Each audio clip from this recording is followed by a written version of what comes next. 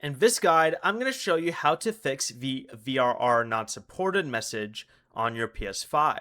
This is Miguel from Just Boz, and before we get into this guide, make sure to like the video and subscribe to the channel with all notifications on for more content like this. It really does help out the channel and we'd greatly appreciate it. If you have any questions, just ask them down in the comment section below. I'm going to be doing my best to reply to every single comment down there. First, confirm your TV or monitor supports HDMI 2.1 VRR.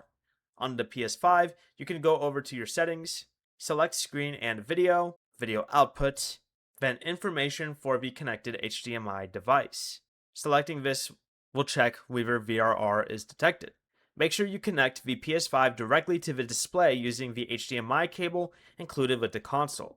Remove any splitter, receiver, adapter, or capture card, and make sure you are using the display's VRR compatible HDMI port. You could also open your TV or monitor settings and enable VRR, game mode, or enhanced HDMI format for that port. The exact name varies by display.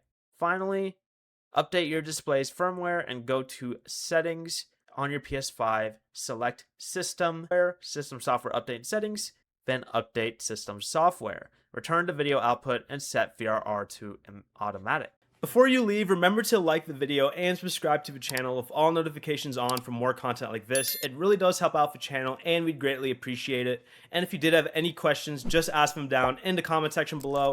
I'm going to be doing my best to reply to every single comment down there. Peace.